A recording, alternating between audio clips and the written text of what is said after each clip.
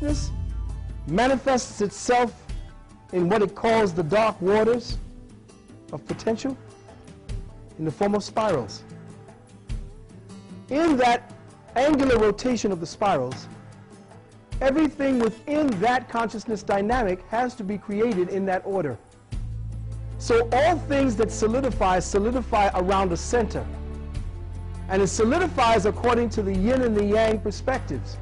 One aspect has to be a yang, the other aspect has to be a yin. And since everything is spiraling in a spiral around a spiral, then it stands to reason that all things were created around a center. The center does not necessarily have to be a stick with something running around it.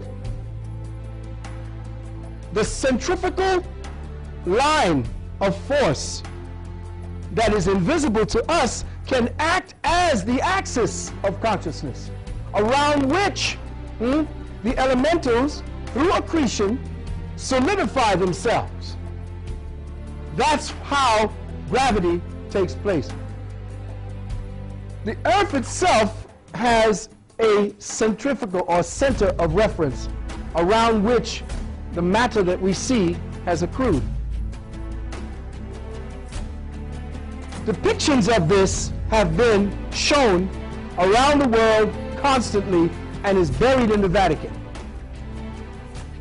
Depictions of the fact that sailors who sailed into certain areas or zones of activity or places on the planet never returned. This is an actual depiction of the world as brought back by ancient mariners, and as a result, because of what it is that the Earth is really about, those who want to keep you in lockdown tell you that the whole damn thing is smooth, that somehow there's a top. But when John Glenn went up on the cover of Look magazine 1967, I believe, it showed the top of the world as a whole. And once that happened, NASA, the government, and the secret government, the shadow government, said anyone taking pictures of the world has to airbrush the both ends where the hole is before they release it to public. Now what we have are shots of NASA, please,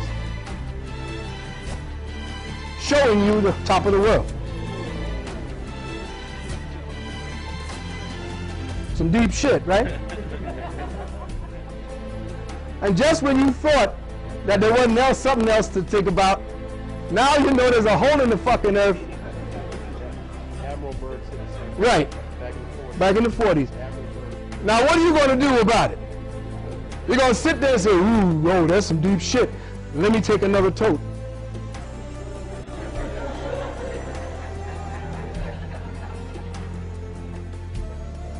Here's what they try to tell you is the Arctica and Antarctica. The Arctic and the Antarctica. But they never tell you what's going on. And as Maurice said, Admiral Byrd said that. In fact, he flew over what was called the North Pole, and as he was flying, he went down because he thought he saw something to a low trajectory and height, and began skimming at the top of the trees. And he said, well, wait a minute, where are we, over Greenland? He said, well, wait a minute, Greenland don't have palm trees and these different kind of fauna. It don't make no sense. Where are we? He was flying inside the planet. Started to call back, and all of the communication, this is in his log, which the government confiscated. Started to call back to ask, where am I, where are my bearings, and all of the communication shut down. As he flew, he documented, and I read it, he said he saw animals that he thought were extinct. And only because his plane was running out of gas did he not either land or keep going. And he was flying, he said, for at least 500 miles before he turned around and flew back out. When he returned, the government said, Okay, that's it. Thank you. And tried to assassinate him. What's his name? Bird. Said, yep. He took 4,000 men with him. Right. Now, we're just going to get to that.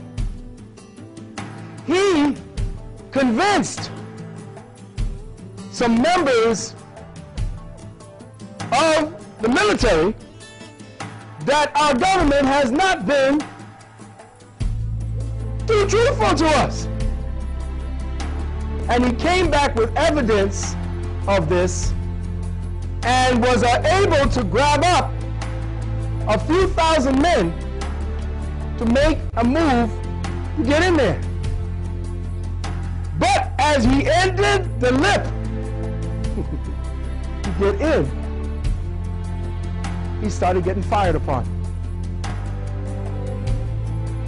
To this date, jets fly over the aperture to make sure that no commercial plane flies over the North Pole. This is a photograph taken January 1967 by the satellite ESA-3, clearly showing the hole in the North Pole. We live on a fucking donut.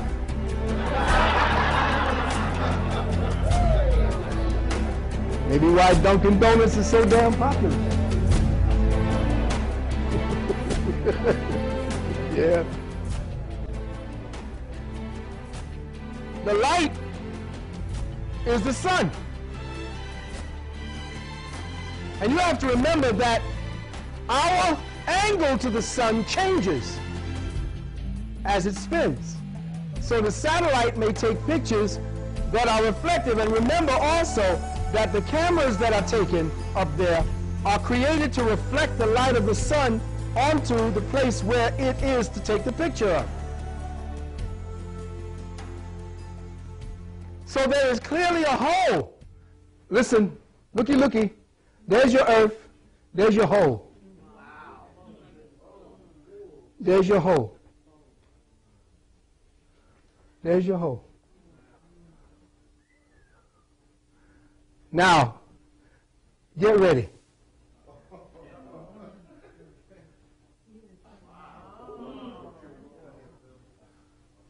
What you are seeing is a satellite shot zooming in on the hole and taking pictures of projected light inside.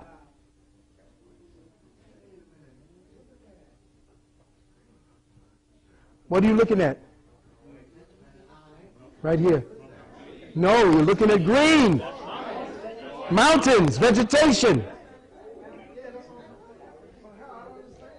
You don't understand?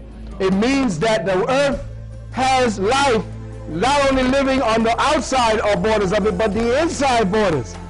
And that whatever that energy is that travels from the top of the North Pole out to the bottom of the Antarctica, there is a centrifugal and countercentrifugal force that is also creating gravity on the inside as well as on the outside.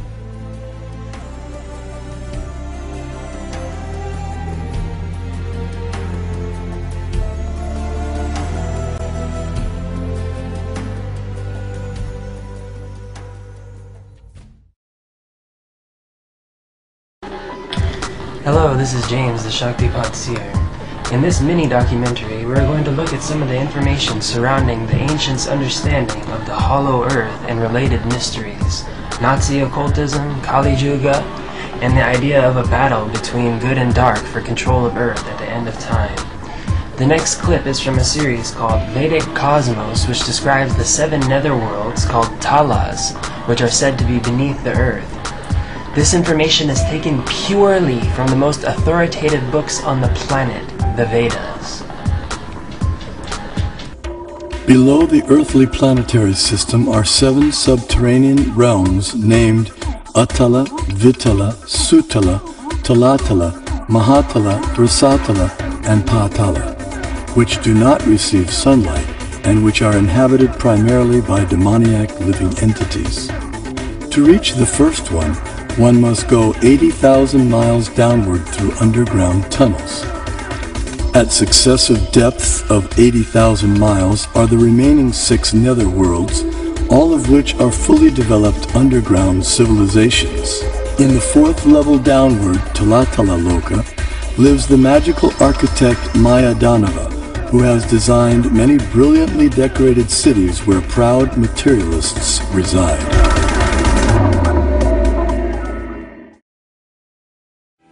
According to the Vedas, there is 14 planetary spheres, 7 of which are hellish spheres, and 7 of which are heavenly spheres. Our Earth is situated as the lowest of the higher spheres, situated directly in between the Lokas and the Talas. These Talas or netherworlds or hells receive sinful souls as well as offer dwelling places for various assortments of ghosts, demons, and other negative entities. Mayadanava, the architect, is responsible for building the city called Tripura, and in the Ramayana the type of demons who come from Tripura are called Tripurashura. In the Bhavishaya Purana it is stated by Lord Shiva, "O King Dharjaraja, you should go to the place called Nayakakshvara, that land is called Vihika and now is being contaminated by the Mlekas. In that terrible country there no longer exists Dharma.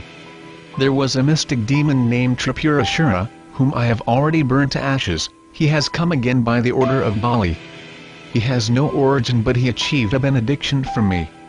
His name is Muhammad and his deeds are like that of a ghost. Therefore, O King, you should not go to this land of the evil ghost. By my mercy your intelligence will be purified." Hearing this the king came back to his country and Muhammad came with them to the bank of the river Sindhu. He was expert in expanding illusion, so he said to the king very pleasingly, "O great king, your God has become my servant. Just see, as he eats my remnants, so I will